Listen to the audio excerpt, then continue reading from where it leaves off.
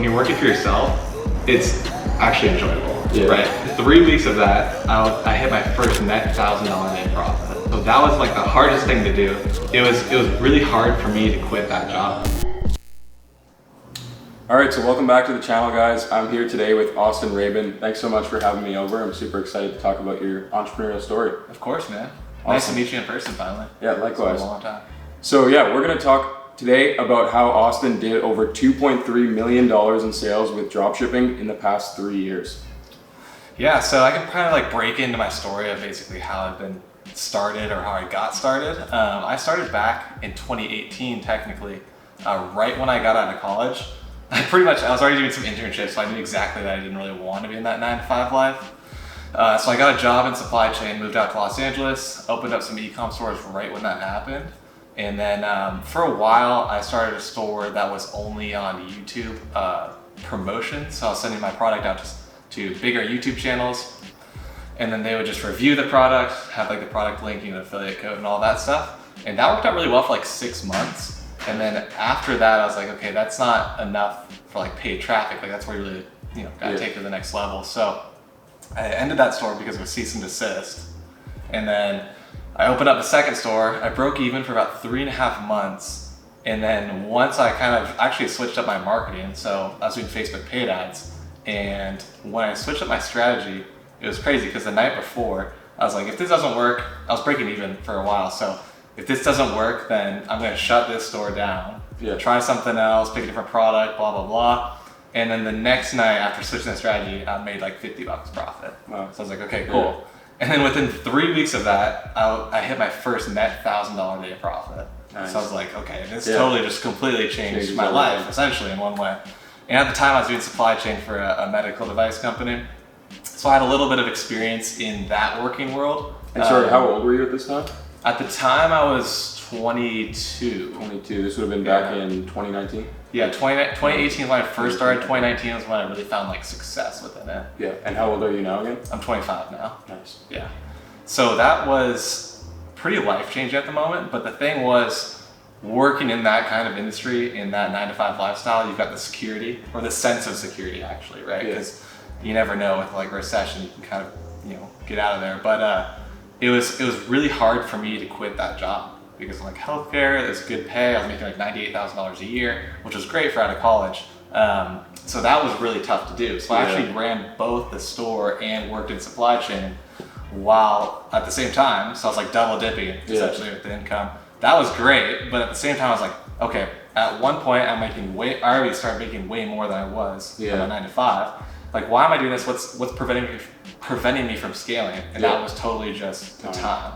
So I was like, I'm literally working 50 hours a week here. If I put that 50 hours into my stores, I'd be making way more. So I finally pulled the trigger and never looked back. It's been the best decision ever, for sure. Awesome. Yeah. Were you a bit, I guess you were, but when you made that decision, were you fully, comfortable and confident moving forward, or were you still kind of like on the fence and more taking that risk, that jump? No, I was not confident at all. And there's a little bit of backstory to that. I actually grew up a single mother, so we were pretty low on income growing up. So that financial stability and security was really important for me. That's something I strived for like my entire life, really wanted. So that was like the hardest thing to do. Like I kid you not, at the time, I was like calling the guy to quit. I'm like shaking because I'm like, this is like a huge decision for me. And that was really tough. So, and then on top of that, the week after I quit, got hit with that Facebook ad account ban. Ooh. So I was like, okay, what did I just do? What's going on? Thank God I got it back within 24 hours, but that was like a shock. Yeah. So it was tough because I did it for the 6 months trying to think, if I can prove this income to be stable, then I can quit, obviously. And e-com's kind of up in the air sometimes. So it's like, I had to prove that first, and I had that proof, so I left, but then I got hit with the ad ban. Yeah. And that was just a nightmare, but everything worked out. And now looking back, I'm like, you should have done this way earlier. Like, I should have started in college, like you're a bit younger than me. Yeah. So you are way ahead of the game, which is fantastic. What were you doing in college? So I studied supply chain management, business sustainability, and then business data analytics. Nice. Yeah. Cool. No, I don't use any of them. So yeah, perfect. Yeah, so if you could go back, would you have still done college? Because I know for me, I'm just finishing up college right now. and it was definitely a tough decision, or something that I had been battling with, kind of deciding on whether or not to drop out or to just keep going and keep finishing it off. If you could go back, would you have left earlier, or just pursued your degree and then started afterwards? I can't say I regret going to college at all. Yeah. Sometimes I like throw that out there. It's Yeah. just not true though. Yeah. I learned a lot of like time management skills. I learned supply chain skills, which do loosely translate into e-commerce and dropshipping, working with suppliers, lead times, shipping routes, things like that. But you know, I can't really say I learned a ton about like ecom that would have led me to that point. Yeah. I wouldn't say I'd drop out. There's no way. I think it was worth it. It's always a great fallback plan if God knows what happens, right? But you know, never gonna happen with all the skills Yeah. they learn in ecom. But Yeah. I wouldn't recommend it. Yeah. Right, especially you're pretty far in now. I think you're probably in your last year Yeah. now, maybe. Yeah, just finishing up with the final year here. Luckily, I'm really thankful my school kind of worked out some special arrangements with me and stuff like that, because they knew what I was doing outside of school, which was taking up most of my time. And so I had kind of accelerated through most of my courses, and this final year's pretty chill. I don't have to do too much, and I should be able to get my degree at the end of the year. So Right, yeah. It's definitely, you learn some skills that you don't learn like working for yourself. Yeah. And I had the privilege to see, I guess, actually what it's like working in the corporate life and the corporate hierarchy of things, and how that's like the organizational layouts and like the type of responsibility with that, and what I liked about it and what I didn't like about it. That's actually allowed me to take some things from there and implement them in some of my programs and things like that have helped. So I'm really grateful for that experience. But you know, it's not totally necessary Yeah. in the field that we're in. yeah, 100%. I do still see some value, of course, in working for someone else, and I don't discount it. And at some point in my life, I will probably work under someone in one way or another. Even though I'm this far in my entrepreneurial journey already, I still do see, like you said, you get to learn all those things, especially if you're working in a large company and the corporate structure and how it all works, and you can really absorb all of that and then implement it into your own business. 100%. Which is nice. So 100%. Very helpful. But that's something you can't, like, people that have never worked a corporate job, like, don't really understand, one, how terrible it is in certain ways, and how frustrating it can be at times. But there are benefits for sure. For sure. Awesome. So yeah, I know you're a pretty busy guy down here in the Santa Monica area. That's nice. Let's talk a little bit about kind of your personal life, your day-to-day life, how that has changed from when you were working your corporate job before and everything you were doing before you got into e-commerce and dropshipping, and kind of what your life looks like now from a personal side of things as well. For sure. So the difference between working a 9 to 5 and where it is now is the 9 to 5, it was 9 to 5. Well, I'd get in at 8. So my commute was like 30 or 40 minutes. Yeah. So I'd leave a little around 7, get in at 8, and then leave at 5 to 6, right? Depending on how busy it was. And then when I'd get home, I personally would work on my stores after, right? Because I was just grinding at all times. But sometimes I'd just shut it off and go to bed or whatever and hang out. But now it's actually interesting. I actually work more. So Yeah. I get up at like 6:45, start working pretty much immediately. And then I stop working either at 5, or some days I'll work until like 10 or 12 at night. But the difference is, it's when you're working for yourself, it's actually enjoyable, Yeah. right? And the work that you put into it is exactly what you get out of it, income-wise, experience-wise, and everything. So it's night and day in that way. Yeah. Way more enjoyable, challenging in like a different way. That really makes you question yourself and your time management and your priorities and things like that. Other than that, my personal life, with that exit of the 9 to 5 came freedom. Yeah. Like, that's the most important thing for me. There's like certain numbers in finances that I want to hit personally, and goals like that, which always keeps me driving and pushing forward. But my biggest thing is the freedom. Yeah. The ability to travel, the ability to do anything I want. I might golf after this. Like, I can't do that in 9 to 5, right? Yeah. So that's the biggest benefit for me, without a doubt. Yeah, 100%. And similarly for me, I used to work a few part-time jobs just in high school and whatnot. And, I would always work these jobs, and I would literally trade, my 1 hour for $15 or however much I was making at the time around then. But now it's like, yeah, I'm working. I might not necessarily get paid instantly or, kind of feel that instant gratification hit for what I'm doing. But I also know that the work that I'm putting in is long term, meaning that it's gonna pay me in months to come and weeks to come, and especially if it's a YouTube video or TikTok or whatever it is, you post that video and yeah, it might get a surge of views initially, but it's gonna be with you. It's gonna be with your profile. It's gonna be attached to your name for a long time. So the work that you put in kind of sticks around. You know what I mean? Yeah, it's a lot of residuals, and it's like almost like building up a resume. Yeah, it's totally different. It's a lot more enjoyable, I think, overall. Yeah, moving into, I guess now, actually one more thing I wanted to ask you about on the personal side of things, which is something that I'm kind of seeing in myself as I progress through this journey, is just the way that kind of people treat you and different people interact with you. Obviously what we do is we're very public in our work, so we post stuff all the time on Instagram, YouTube, TikTok, any social media, you name it, we're on there. And so people see that, whether it's old people from our high school friends or whatever it was, and they come and you probably get messages all the time from even family. And how does that kind of change the dynamic of those relationships? And do you notice there's any people out there who might be trying to take advantage of you in any way? And how do you kind of navigate those old relationships? Yeah, that definitely happened a lot. Especially when I started posting on Instagram, which wasn't that long ago. And that's where all my followers have been from family and all that stuff, right? Because no one really follows me on TikTok from high school or whatever. But it's been a lot. There's been a lot of messages. So I can tell you that in the beginning, I was very, very willing to help people out. Like even if it was like a guy in my fraternity that I didn't talk to very much, I'm like, yeah, dude, let's hop on an hour call. What I noticed is a lot of those people were just looking for me to hold their hand. Yeah. And I'm like, I can't spend that much time, especially when I've done it with a couple people where I spent weeks helping them. Yeah. And then they quit. Mm-hmm. Right? Because it's not an overnight success. I think that's what big misconception in e-commerce as well is that it's not like you're gonna open up a Shopify store and then tomorrow you're gonna make $1 million. Yeah. It's just not what it is. Yeah. But that's been shown so much with the Lamborghinis and all this stuff so that people think that way. Mm-hmm. It's a lot of work, but it's a lot of good work. Yeah. So now how I navigate that is I don't really reply to people that are just looking for the handout. It's interesting, when I go back to Arizona where I'm from, a lot of the people that see, how much money I'm making or what I'm doing right now, it's the people that are not my close friends, my close circle or family there, that really rub me the wrong way. I've never been a weird guy to be like, like when people ask like, oh, how much money are you making there?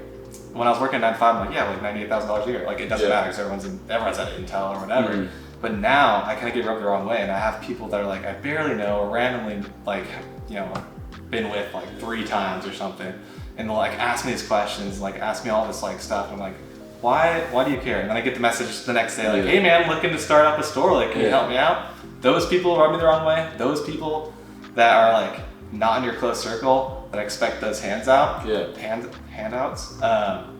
Those are the people that expect me to pick up the tab. Yeah. Right. Exactly. But all my boys in Arizona and all my family in Arizona, they honestly, I was just back there and we were going out to a couple bars and stuff, and all of my close friends trying to pay for my tab. Yeah. Right. It's like they're just like homies. Like it's not like they're not in it for that. They've been with me before and they've been with me after. It's the people that are like the third parties or the further ones out that you get a little bit rubbed the wrong way, or you should worry about a little bit. Yeah, 100%. No, I'm the same way in that, it's good to be generous and give back to your friends and your family and all these things, but for sure there's some people who do see the things that we post on social media and they try to take advantage kind of in that way, whether it's, you go out to a restaurant or maybe even you're selling a product or you're selling, a digital course or a program, and these people just expect you to give it to them. Everything for free. It's like, if you really liked me or you really wanted to support me, you would support my business too. Mm-hmm. And I think that's how, creators and just other people in general can support each other through supporting each other's businesses rather than just expecting, especially if it's a friend or someone. And a lot of the times if I have family or friends and they're like, oh, I would love to buy a program or I'd love to buy this and that, I just give it to them because of the fact that they wanted to, come in 100%. And purchase it and they asked, as opposed to other people who come in and said, yo, can you hook me up with that? It's kind of like just the expectation versus, 100%. So. Yeah, it's been tough, it's been interesting, but I've definitely moved past it and have no remorse is kind of a bad way to say it, but like no remorse with like denying people. Like no, like I haven't talked to you in 8 years. Like no, like if you want it, you can hop in, pay X amount or whatever. But the handouts just you can't really do that. For sure. Especially with the time ones. For the people that are like, hey, guy from 8 years ago. Can you spend like the next month, like an hour a week talking to me? Like, do you know how busy I am? Yeah. You know, like there's no chance. Yeah, I'm trying to build my business and my dream Right. life, and you know, you're out here and asking for all this amount of time. It doesn't work. Right. And one of my buddies, his family owns a bunch of carnicerias. Yeah. And every time I go in there, I'm buying product. Yeah. I'm supporting the business. Yeah, I'm for not gonna be like, hey, can you hook it up with X, Y, Z? Yeah. And I think that there's like a certain perception around ecom of being like digital products and time and things like that people are like, oh, you can just hand it to me. You can just do this for me real quick. You can just help me with this. And it's not the case. It needs to be treated the same way. Yeah, 100%. Yeah. Still not how it works too. Like even if we, you have a digital product, or I know we both have mentorships with our students and stuff. It's not like we just have this program, we can give it out a million times. It's like we have people on the back end, real coaches, helping these students constantly. So right, yeah. I mean, I don't know exactly how your program is structured, but for me, I'm answering DMs and questions every single day in my Discord group. Doing multiple coaching calls a week, so it's not just like, hop in and watch a couple course videos like Via has it or something, right? Like there's a 297 course. It's different. It's like a virtual hand-holding experience in a way. And private coaching rather than just like a book you can just toss around. Exactly. Right? Awesome. So yeah, we've talked about your story, about your personal life, what the past couple of years has looked like for you. So now I want to dive into what you're up to right now. Obviously you're up to some pretty cool stuff, and your future plans moving forward, what you're looking to do in the space, and just in general with your career. Yeah, so we talked a little bit about this prior to filming here, but right now, I'm in the stage of having multiple like revenue streams and like mixing them out and spreading them out, I guess. And I'm actually, debating which ones to put the most time in right now. So right now I'm doing YouTube, all the social medias. I run my own e-commerce store still. I do coaching, consulting, and then I'm trying to like lean into more investments, but that's like I'm trying to get into real estate. So it's like not like just dropping somebody in Robinhood. It's like you gotta be there, you gotta do some renovation and things like that. But that's what I'm into right now. Right now, my focus in 2022, my e-com stores are pretty automated. Yeah. Right now I do about 15 minutes a day on my e-com stores. So it's very little. So all of my time right now in 2022 is being put towards the program, making it the best as possible. I don't say this very lightly because I was very conscious going into making a program because of the negative connotations that it has. Yeah. I think we're top 3 to 5 programs right now, health-wise, and actually knowledge within the programs. So focusing on that and keep, evolving that program is what continues to make it the best program. I know you do some of the similar things, so it's probably up there as well. The biggest thing with those kinds of programs is the evolution of them, right? Because I can post a statement in that or a strategy in there 6 months ago, and now it could be out of date because of any updates that happen and all that stuff. So that's the most important thing to me, is keeping up with that, making it the best as possible. And then the next thing I want to do is YouTube. And that's very time consuming, as you know, and a lot of people know that post YouTube videos. So those are my 2 main focuses right now, while I wait for that market to slow down a little and then get more into real estate. So hopefully I can prep those up, get them automated a little bit, and then move into that. Awesome. Yeah. So you touched on investing a little bit.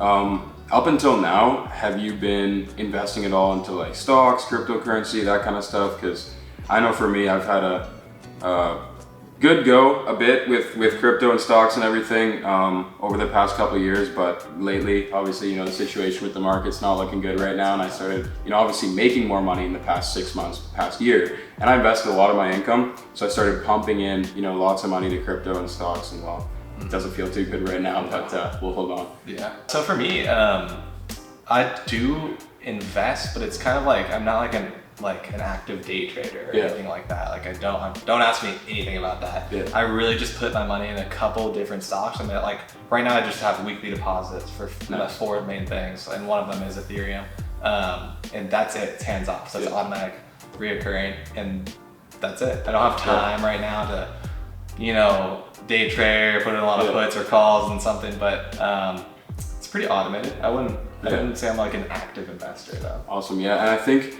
it's funny you mentioned that, because I was kind of reflecting on my experience investing over the past about 2 years now. And obviously because I'm so busy with, e-com and social media and everything that I do, I haven't had enough time to fully learn the markets, both, crypto, stocks. Obviously I haven't gotten into real estate yet. but I haven't had enough time to, fully learn these things as to where I'm comfortable. I know exactly what I'm doing. So and more often than not, I'm just pumping money into, top tech stocks and big crypto coins, and just because of the little research and watching YouTube videos that I do. But if I could go back, I think I would do a bit more diversified, just have, kind of money going very hands off into a few different things, and, definitely not invest as much as I did. And it's funny that I say this now, but I would take more of that money and just pump it back into e-commerce and investing in where my expertise is, right, rather than something that I don't know much about. Like, sure, I know a little bit about different crypto and stocks now, but especially when I got started, I didn't know much at all. I was just thinking, everybody's telling me, oh, you can get rich by putting money in stocks and Ethereum, Bitcoin, and everyone's just raving about it. And so definitely kind of made some mistakes there, but it's all learning. Yeah, well, as long as you don't sell, then you're good to go. I think it's one of those things where at least the things that I'm putting my money in right now are more of 10-year plus investments. And so I'm only putting the money in that I don't need immediately or is just extra or whatever. So they're not, I don't need to go in and look every single day and oh my, it's bad right now. But so it's more hands off for me as well. For sure. One last thing I want to get that I think will be really helpful for this video for myself and also for everybody watching out there would be if you could go back. A lot of my audience is younger as well. So imagine we had a time machine and you go back to, let's say, you're freshly graduated out of high school. What steps would you take and how would you go about success in the online world and business in general? Yeah, so I'm probably going to touch on just not specifically ecom because this kind of applies for everything. Pick something that, one, you're passionate about, that you enjoy doing. Because no matter how much you think you like ecom, until you do it, you need to realize that if you need to figure out if you actually like it or not. Yeah. Because if you're not passionate, it's not going to work for you. And two, I'd pick just a high income skill.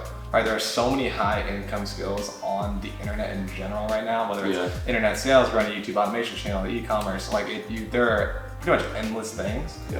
Pick one that you just have a knack for, that you've been interested in, that you're good at, and stick with it. It doesn't mean you have to go quit your job. It doesn't mean you have to not go to college, to dedicate all your time. All of the things on the internet right now, I'm sure you probably agree with this, can be done as side hustles and part-time until they start taking over your full-time income. They don't generally require the amount of work that goes into schooling traditionally or a 9-to-5 job.